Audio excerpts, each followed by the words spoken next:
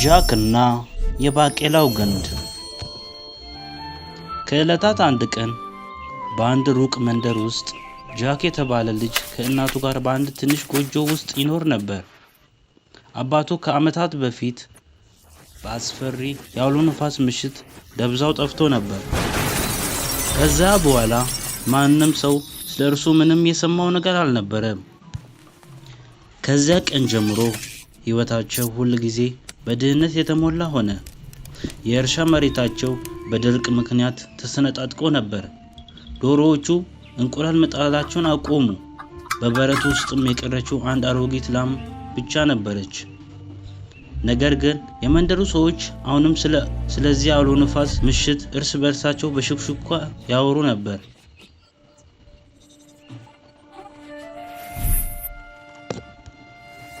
ነፋሱ የቤቶችን ክዳን እየነቀለ ይወስድ ነበር። ነጎድጓዱም በሰማዩ ላይ ይጮህ ነበር። የጃክ አባት በቤቱ ጥግ ካለው የሳጥን ውስጥ አንድ የተጨማደደ ካርታ አወጣ። ያንን ካርታ እንደገና አገኘኸው?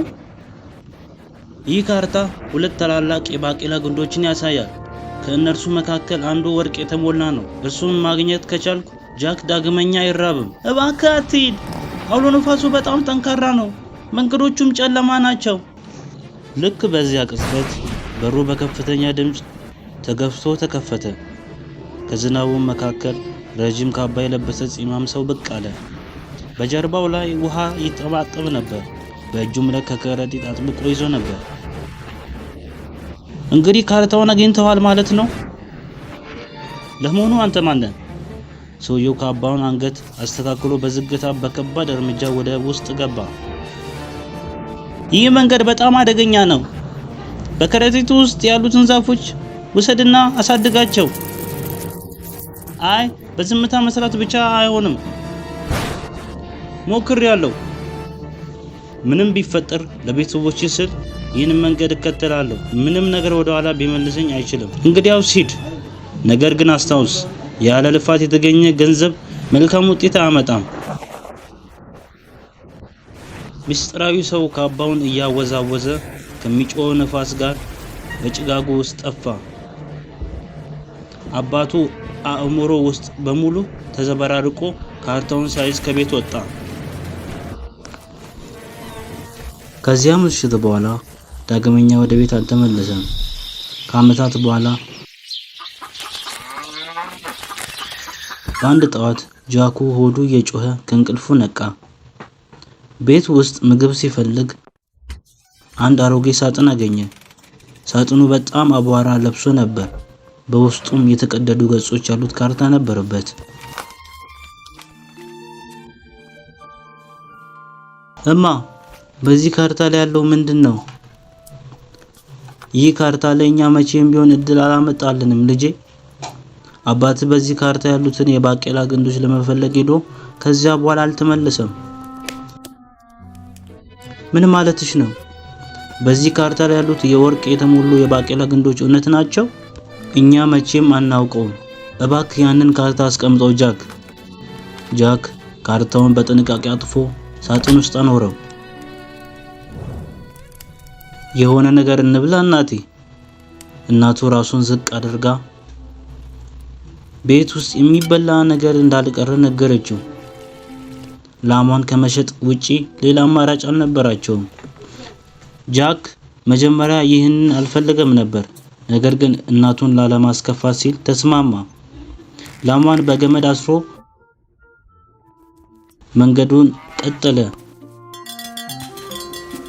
መንገዱን የቀጠለ ሲሄድ ሰማዩ እየጨለመና ንፋሱ እየበረታ መጣ።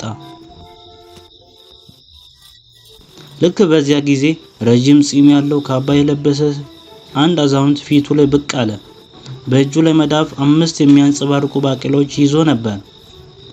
ጃክ ላሟን ሊሸጥለት እንደሚገባና በምላሹም ባቄላዎቹን እንደሚሰጠው ነገረው።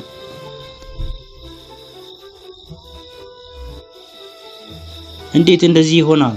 ለ5 ፍሬ ባቄላዎች አንድ ትልቅ ላም መስጠት አለብኝ? ሀብት ከየት እንደሚመጣ መቼም አታውቀውም ልጄ። ሰውየው በግድየለሽነት ትከሻውን ሰብኮ ካባውን እያወዛወዘ ፊቱን አዞረ። ጃክ ለጥቂት ጊዜ አመነታ። ትንሽ ተስፋ ታየው። ከዚያ በኋላ ላሚቷን ላዛውንቱ ሸጣት።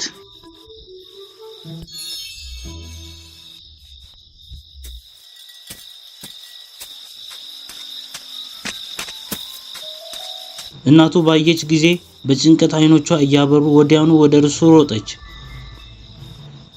ጃክ ላሟን በስንት ሸጥካት? ጃክ ለጥቂት ጊዜ አመነታ። በወርቅ አይደለም እናቴ፣ በ5 ፍሬ ባቄላ። በ5 ፍሬ ባቄላ ብቻ? ምን እንደተፈጠረ ለመረዳት ስንሞክር፣ ምን? በጥቂት ፍሬ ዘሮች ብቻ? እናቴ እባክሽ ስሚኝ፣ ሰውየው በእነዚህ ዘሮች ሀብታም መሆን እንደምንችል ነግሮኛል። እናቱ አይኖቿን አጥብባ በጥልቅ ተነፈሰች። ጃክ ምን አደረክ? ያቺ ላም የመጨረሻ ተስፋችን ነች። ጃክ ለእናትየው ሐዘን የሚመልሰው ምንም ነገር አልነበረም። እነዚህ ሙሉ በሙሉ ፋይዳ የሌላቸው ናቸው። ባቄላዎቹን በአትክልት ስፍራ ውስጥ ወዳለው ጉድጓድ ውስጥ ወድቀው ከአፈሩ ተቀላቀሉ። ጃክ በሐዘን ወደ ክፍሉ ሄዶ ሆዱ እየጮኸ ተኛ።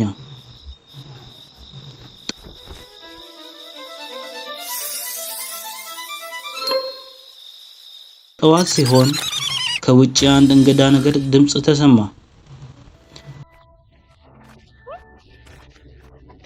ወደ አትክልቱ ስፍራ እየሮጠ በወጣ ጊዜ አይኖቹን ማመን አልቻለም። ከውጭ አንድ ግዙፍ የባቄላ ግንድ በቀጥታ ወደ ሰማይ እየረዘመች ትሄድ ነበር። ይህ በካርታው ላይ የተመለከተው ዛፍ ሊሆን ይችላል። በደስታ እየፈነጠዘ የባቄላውን ግንድ መውጣት ጀመረ። ቤቱ ከእርሱ በታች በጣም አነስተኛ የሆነ መጣ። ዳመናዎችም ከበቡት። በአንድ ቅርንጫፍ እንደ ወርቅ የሚያንጸባርቅ ነገር አየ። እናም እርሱን ለመያዝ እጁን ሲዘረጋ በድንገት እግሩ አሸለበው። ሊወድቅ ሲል ሰማዩ ጨለማና አንድ ግዙፍ ጭልፊት ተወርውሮ መጥቶ ያዘው። ጃክ ጭልፊቱ የሚበላው መስሎት በፍርሃት ጮኸ። ልቀቀኝ! እባክህ ልቀቀኝ! እናቴ እርጅኝ! ነገር ግን ጭልፊቱ አልተቆጣም ነበር። ይልቁንም ረጋ ያለ ይመስል ነበር። ጃክ እያለቀሰ ሳለ ጭልፊቱ በሚያንጸባርቅ ቡናማ ክንፎቹ በዙሪያው ጠቀለለለት። ክንፎቹ በጣም ሞቃት ከመሆናቸው የተነሳ በዚያ ቅጽበት ጃክ በአባቱ እቅፍ እንዳለ ያለ ሰላም ተሰማ። ጭልፊቱ ለጥቂት ጊዜ በሰማይ ላይ ከዞረ በኋላ ቀስ ብሎ ወረደ። ጃክን በመጣበት የባቄላ ግንድ ወፍራም ቅርንጫፍ ላይ አስቀመጠው። ለመሰናበት ራሱን እንደሚያንቀጠቅጥ ለአፍታ ዞር አለና ከዚያ ግዙፍ ክንፎቹ ዘርግቶ ጠፋ።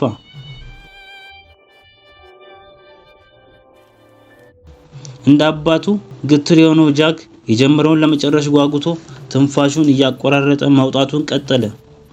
እዚያው ጫፍ ላይ ደረሰ። ከደመና በላይ ግዙፍ ምድር ነበረ። በሩቅ አንድ ግዙፍ መኖሪያ ቤት ይታይ ነበር። ማማዎቹ በደመና ውስጥ አልፈው ይረዝሙ ነበር። በዊናም ላይ ቢጫ ብርሃን ይርገበገብ ነበር።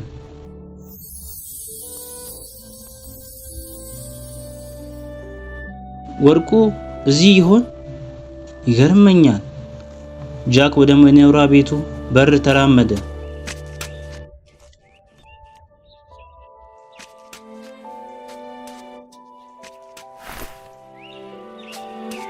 በሩንም አንኳኳ። አንድ ግዙፍ ሴት በሩን ከፈተችው። አይኖቿ በጣም ትላልቅ ከመሆናቸው የተነሳ ጃክ በፍርሃት ምራቁን ዋጠ። ምን ትፈልጋለህ? በጣም ተርቤያለሁ። ለቀናት ምንም አልበላሁም። የሚበላ ነገር እሰጥሃለሁ ልጄ። ነገር ግን ባለቤቴ ሰዎችን ጨርሶ አይወድም። በልተህ ወዲያውኑ ትሄዳለህ። ቃል ትገባለህ? በእርግጥ ቃል እገባለሁ። ግን ባለቤቴ ሰዎችን ለምንድን አይወድም? ያ ረጅም ታሪክ ነው። አሁን ወደ ውስጥ እንግባ፣ ፍጠን። ግዙፏ ሴት ጃክን ወደ ውስጥ አስገብታ አንድ ቁራጭ ዳቦ ሰጠችው። ጃክ በጣም ተርቦ ስለነበረ ዳቦን በአንድ ጉርሻ ዋጠው። በጣም ይጣፍጣል። ለመሆኑ ሌላ ትንሽ ዳቦ ይኖራል? ሴትየዋ ለጃክ አዘነችለት። ተጨማሪ ዳቦ የፈለገች ሳለ ምድሩ በኃይል መናወጥ ጀመረ። ወዮ! ባለቤቴ መጣ!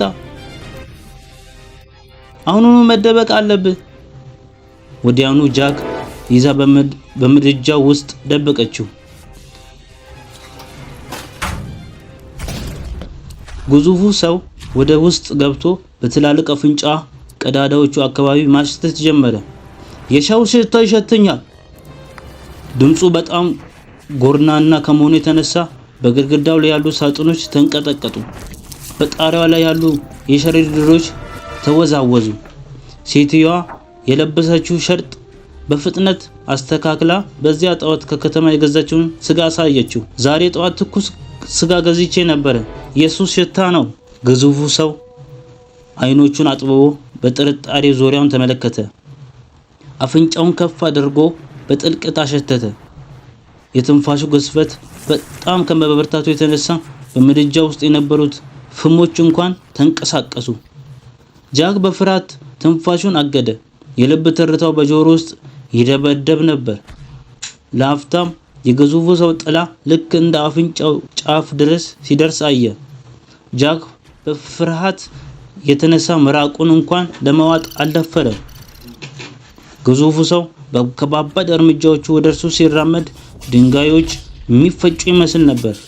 በእያንዳንዱ እርምጃ ምድሩ ይናወጥ፣ በምድጃው ላይ ያሉት ማሰሮች ይንኳኩ ነበር።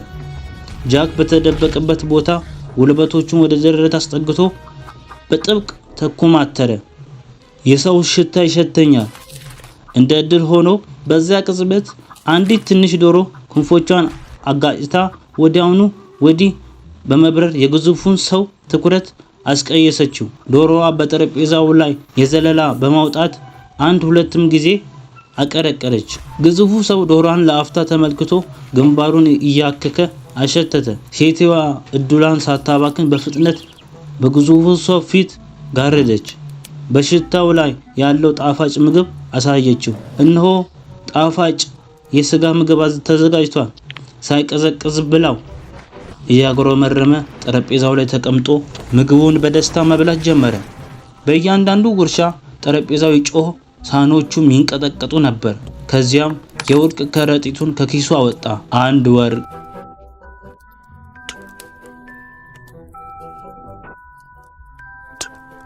2 ወርቅ፣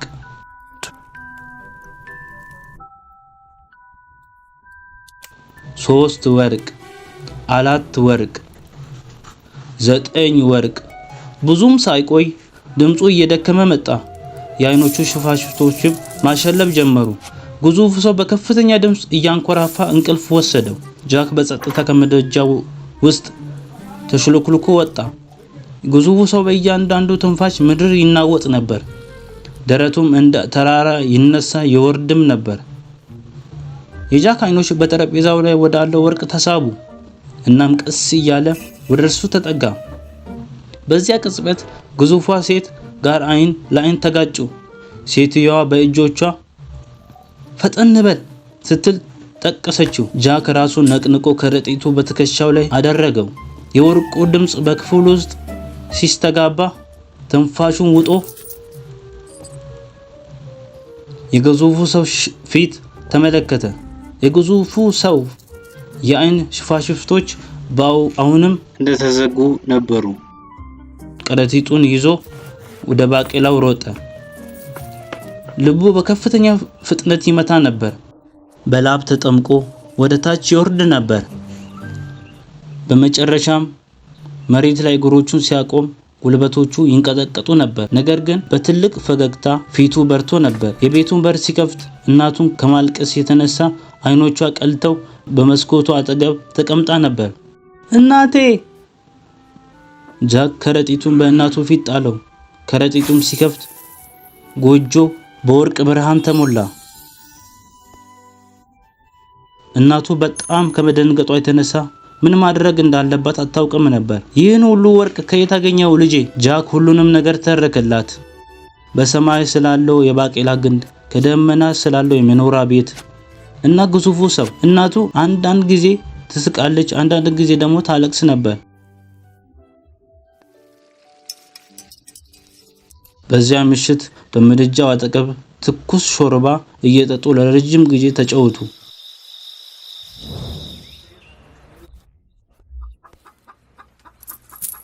ነገር ግን ቀናት አለፉ፣ ወርቁም አለቀ።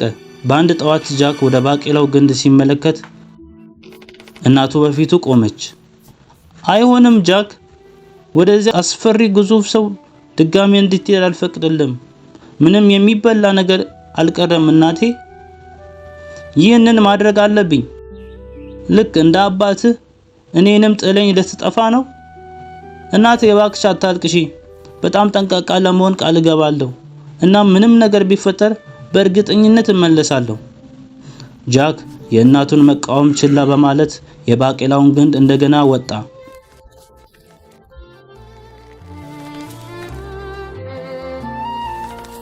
ጫፉ ላይ በደረሰ ጊዜ በቀጥታ ወደ ግዙፉ ሰው መኖሪያ ቤት አመራ። የወርቃችንን ሙሉ ከረጢት ወስደሃል። አሁን ምን ትፈልጋለህ? እኔ የምፈልገው አንዲት ዶሮ ብቻ ነው፣ የወርቅ እንቁላል የምትጥለውን። ለማንኛውም እናንተ ብዙ ይኖራችኋል። አይሆንም፣ ይህቺ ዶሮ ለባለቤቴ በጣም ውድ ናት፣ ከማንም ጋር አይጋራትም። የወርቅ እንቁላል የምትጥለውን ዶሮ መርሳት አለብህ። በምትኩ ዘሮች ያሉት ዳቦ እሰጥሃለሁ። ጃክ ሴትየዋ የምትለውን እንኳን አልሰማም ነበር። በአይን ጥቅሻ ውስጥ ዶሮዋን ለመያዝ እንዳይጥ ወዲህ ወዲያ እየሮጠ ጀመረ። ግዙፉ ሴት ተከታተለችው፣ ነገር ግን ጃክ ልታስቆመው አልቻለችም። ጃክ ዶሮዋን ሊይዛት ሲል በድንገት የግዙፉ ሰው የእርምጃ ድምፅ ተሰማ።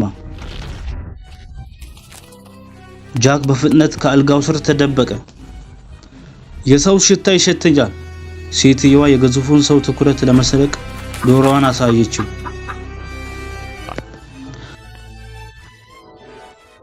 ትናንሿ ዶሮዋችን ሰሞኑን ምንም እንቁላል እየጣለች አይደለም። ታውቃለህ፣ ምናልባት በጣም ብዙ ስለምትሮጥና በጣም ስለሚደክማት ይሆናል። ምን? በእውነት? እንግዲያውስ እሷን ለኔ ስጪኝ። እስኪ እይኝ የኔ ቆንጆ ዶሮ፣ የወርቅ እንቁላል ስጪኝ። ዶሮዋ ወዲያውኑ የሚያንጸባርቅ ቢጫ የወርቅ እንቁላል ጣለች። አሃ፣ ይህ የኔ ብልህ ዶሮ ናት። እስኪ አሁንም ጥቂት ጨምሪ። ዶሮዋ እንቁላል መጣል ጀመረች። አይ እንዴት እንቁላል እንደምትጥል ተመልከት። ለእኛ ፍጹም ናት።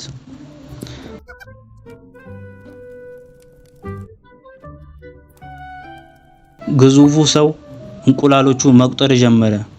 1 እንቁላል፣ 2 እንቁላል፣ 3 እንቁላል፣ 5 እንቁላል። እናም አይኖቹ ቀስ በቀስ ተዘናጉ፣ እንቅልፍም ወሰደው።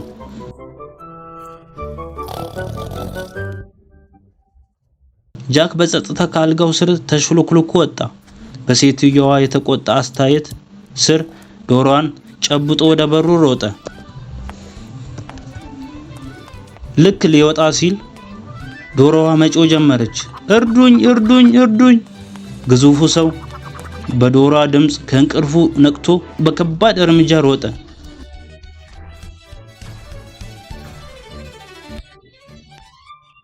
ነገር ግን ጃክ ከዶሮዋ ጋር በፍጥነት አምልጦ ወደ ባቄላው ግንድ ዘለለ። እንቅልፍ የሚለው የግዙፉ ሰው ሊደርስበት አልቻለም። በመጨረሻም ጃክ ከዶሮዋ ጋር ወደ ታች መውረድ ቻለ። ወዲያውም ዶሮዋ የወርቅ እንቁላል እንደምትጥል ለእናትየው አሳየው። አይ እናቴ፣ በሰላም እመለሳለሁ ብዬሽ አልነበረም? የወርቅ እንቁላል ከምትጥል ዶሮ ጋር ተመለስኩ። የወርቅ እንቁላል የምትጥል ዶሮ፣ ምንድን እየሆነ ያለው ጃክ? ፈቃድ ጠይቀሃል ወይስ ሰርቀሃታል? እናቴ እባክሽ እስኪ አስቢው። ከእንግዲህ ወዲህ በድህነት አንሰቃይም። እሺ ጃክ፣ ነገር ግን ዳግመኛ ወደዚያ እንደማትሄድ ቃል ግባልኝ። ቃል እገባለሁ። እሺ። ከዚያ በኋላ ኑሯቸው የሀብትና የተድላ ሆነ።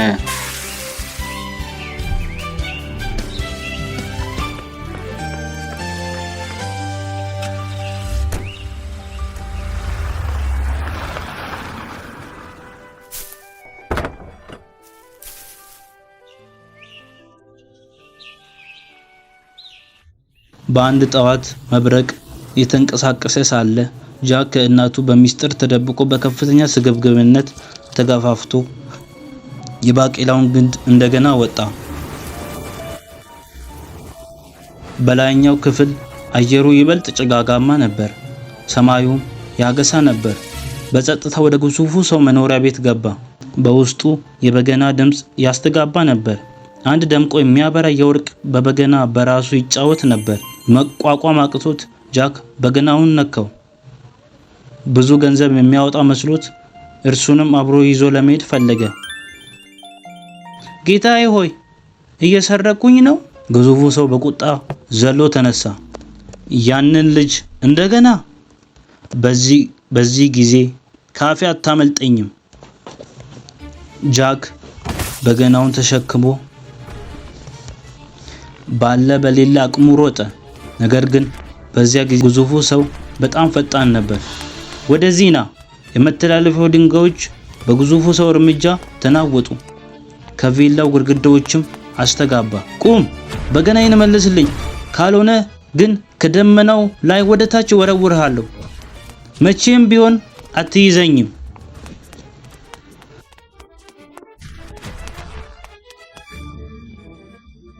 ጃክ ወደ ባቄላው ግንድ ዘለለ። ነገር ግን በዚያ ጊዜ ግዙፉ ሰው ሙሉ በሙሉ ነቅቶ ነበር። የጃክ እጅ ለመያዝ ሲሞክር ጣቶቹ በአደገኛ ሁኔታ ተጠጉት። ጃክ በፍጥነት ወደ ታች መውረድ ጀመረ። ነገር ግን የበገናው ክብደት ሚዛኑን አሳጣው። አይሆንም፣ ልወድቅ ነው! ልክ በዚያ ቅጽበት ግዙፉ ክንፎች ያሉት ጭልፊት በድንገት በሰማይ ብቅ አለ። ጃክ በመገረም የጭልፊቱን ጀርባ ጨበጠ።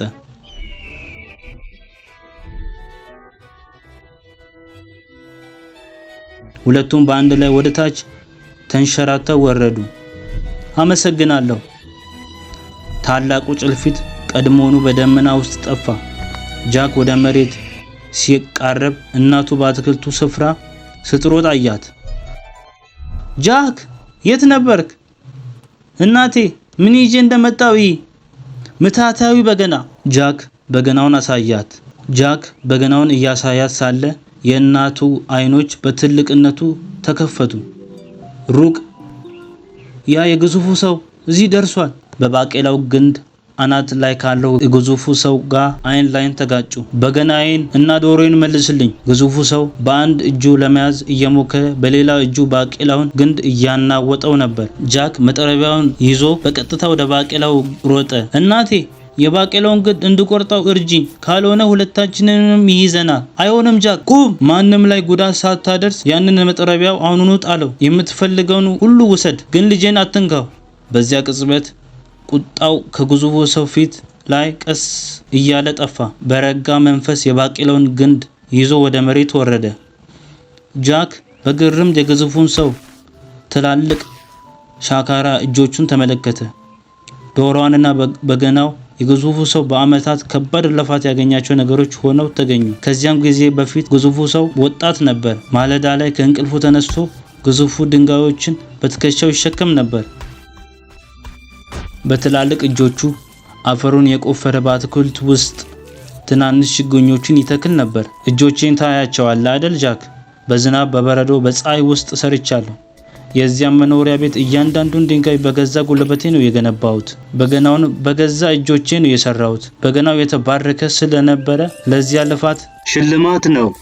ዶሮዋን ትንሽ እያለች አግኝቻት አሳደግኳት።